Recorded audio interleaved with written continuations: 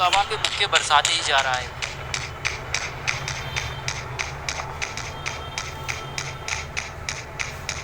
और धीरे धीरे उन मुक्कों से आग निकलने लगती है और खूनी बाबा के ऊपर आग लगने लगती है।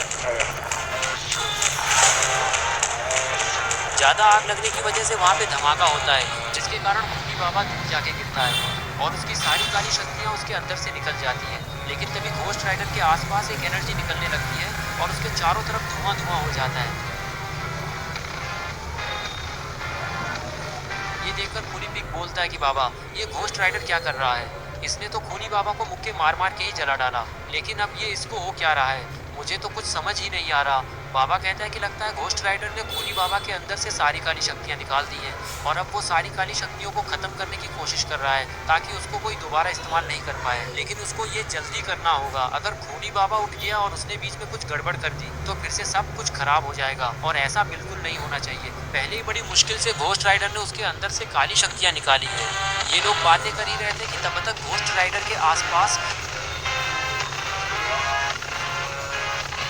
पर्पल कलर की आग निकलने लगती है और देखते ही देखते वो आग फैलने लगती है और थोड़ी देर में घोस्ट राइडर के अंदर वो सारी काली शक्तियाँ जाने लगती है और अब घोस्ट राइडर की आग का कलर अलग हो गया है और उसके चेन में बिजली दौड़ने लगती है।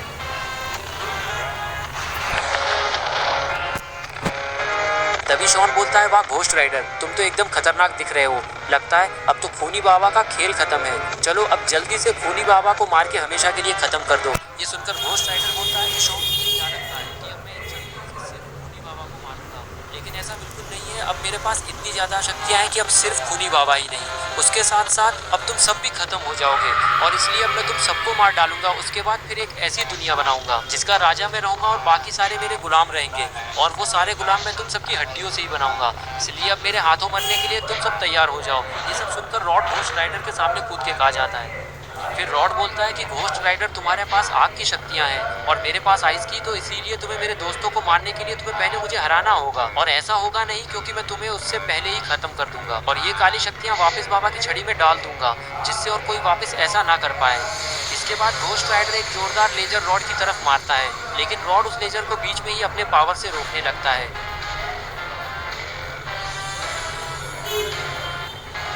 लेकिन तभी घोस्ट राइडर अपने मुंह से आग भी मारने लगता है, जिसके कारण रॉड ये सब झेल नहीं पाता और दूर जाके गिरता है और बेहोश हो जाता है। ये देखकर घोस्ट राइडर जोर जोर से हंसने लगता है।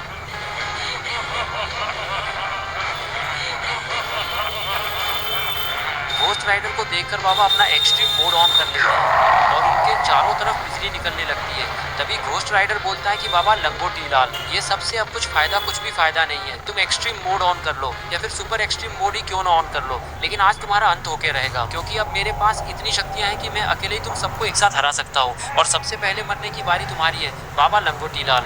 लेकिन बाबा घोस्ट राइडर भी इस बात से बिल्कुल नहीं डरते और वो उसमें बिजली से हमला करने लगते हैं। लेकिन अरे ये क्या, घोस्ट राइडर को तो इससे कुछ फर्क ही नहीं पड़ रहा और वो देखते ही देखते सारी बिजली को अपने अंदर ले लेता है। तभी गुल्ली बोलता है कि ये घोस्ट राइडर को तो कुछ फर्क ही नहीं पड़ रहा, ये तो खूनी बाबा से भी ज्यादा ताकतवर हो गया है। अब हम लोग इससे अपनी जान कैसे बचा पाएंगे?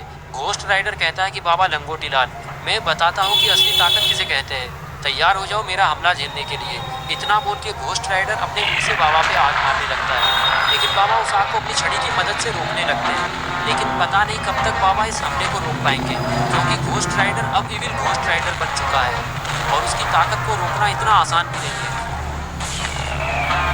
ये सब देखकर गुल्ली बोलता है कि कल्लू मामा, आप इतनी देर से देख क्या रहे, आप भी कुछ करिए वरना तो ये घोस्ट राइडर तो बाबा को मार ही देगा और उसके बाद हम सबका नंबर आएगा। कल्लू मामा बोले, गुल्ली आखिर मैं क्या करूं, क्योंकि मेरे पास तो अब वो हैमर भी नहीं है और उसके बिना तो मैं भी ज़्यादा कुछ नहीं कर पाऊंगा और तुम तो देख ही रहे हो कि ये घोस्ट राइडर काली शक्तियाँ लेने के बाद कितना ताकतवर बन गया है। आखिरकार मैं क्या करूँ, मुझे कुछ समझ नहीं आ रहा। लेकिन तभी कल्लू मामा की नज़र दूर पड़े स्टॉर्म ब्रेकर पे पड़ती है और कल्लू मामा समझ जाते हैं कि उन्हें अब क्या करना है। इसके बाद वो जल्दी से स्टॉर्म ब्रेकर को जाके उठा लेते हैं और घोस्ट राइडर की तरफ भाग के जाते हैं और उसके पैरों पे एक जोरदार वार करते हैं। लेकिन अरे ये क्या, घोस्ट राइडर को तो कुछ हुआ ही नहीं। इस हमले को महसूस करते ही घोस्ट राइडर पीछे मुड़ता है और एक मुक्का कल्लू मामा को मारता है, जिसके कारण वो तो चांद तारों पे पहुंच जाते हैं। ये देखकर घोस्ट राइडर जोर जोर से हंसने लगता है क्योंकि उसे लगता है कि अब तो इन सब का खेल खत्म है। इसके बाद घोस्ट राइडर बोलता है कि तुम लोग कितनी भी कोशिश कर लो, लेकिन तुम लोग मुझे नहीं हरा सकते, क्योंकि अब इस दुनिया पे सिर्फ एक ही नाम चलेगा और वो होगा घोस्ट राइडर का। और तुम सबको खत्म करके मैं सबको घोस्ट बना दूंगा। फिर तुम सब मेरी सेना का हिस्सा बनोगे और मेरी गुलामी करोगे, क्योंकि अब इस दुनिया का राजा मैं हूँ। और अब तुम सब जल्दी से मेरे सामने घुटने टेक कर अपनी हार मान लो और मेरी सेना में तुरंत शामिल हो जाओ। लेकिन तभी शॉन भाग के घोस्ट राइडर की तरफ जाने लगता है। क्या ये घोस्ट राइडर के सामने घुटने टेकने जा रहा है? इधर खूनी पिग भी कुछ सोच रहा है और फिर वो भी शॉन के साथ घोस्ट राइडर के पास जाके खड़ा हो जाता है। लेकिन अरे ये क्या, ये दोनों तो घोस्ट राइडर की नींद और चैन उड़ाने आए हैं, वो भी अपनी जहरीली बात सूंघा कर। ये दोनों कुछ कर पाते उससे पहले ही घोस्ट राइडर ने अपने मुंह से आग इन दोनों के ऊपर फेंक दी, जिसके कारण दोनों के पिछवाड़े में आग लग गई और दोनों बचने के लिए इधर उधर भागने लगे।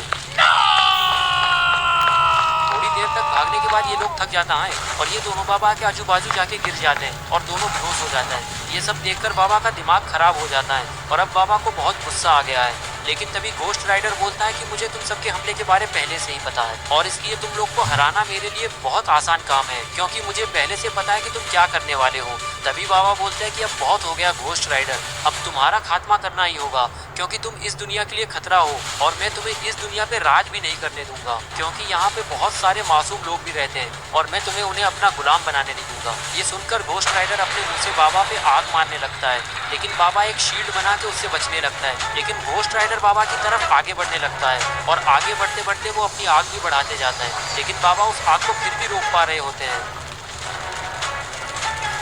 और ये देखकर घोस्ट राइडर का दिमाग खराब हो जाता है और वो काली शक्तियाँ भी साथ में इस्तेमाल करने लगता है,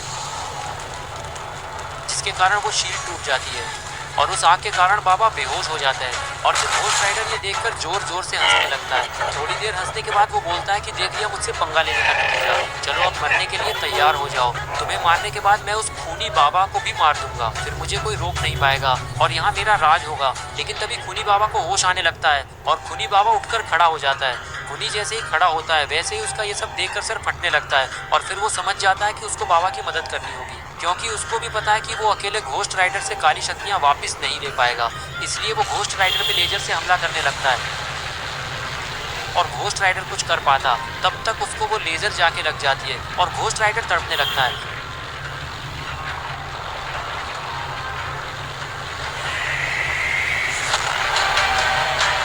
घोस्ट राइडर के चिल्लाने की आवाज़ सुनकर बाबा को भी होश आने लगता है और वो तुरंत उठकर खड़े हो जाते हैं। खड़े होते ही वो घोस्ट राइडर की इस हालत का फायदा उठाते हुए सीधा उसे एक सुपर पंच मार देते हैं, जिससे घोस्ट राइडर टूट जाके गिरता है। इसके बाद खूनी बाबा भी बाबा के पास आ जाता है। तभी बाबा बोलते हैं कि खूनी बाबा, आखिरकार तुमने मेरी मदद क्यों की? तुम तो मेरे दुश्मन हो, तो तुम घोस्ट राइडर से लड़ने में मेरी मदद क्यों कर रहे हो? कहीं हम लोगों से इतनी मार खा खा कर तुम्हारी अकल ठिकाने पे तो नहीं आ गई? तभी खूनी बाबा बोलता है कि मैं तुम्हारी मदद कर रहा हूँ, तो तुम ये मत समझना कि मैं तुम्हारा दोस्त हूँ। मुझे पता है कि इस घोस्ट राइडर को अगर हमने नहीं रोका तो ये तुम्हारे साथ साथ मुझे भी मार देगा, बस इसीलिए मैं तुम्हारी मदद कर रहा हूँ।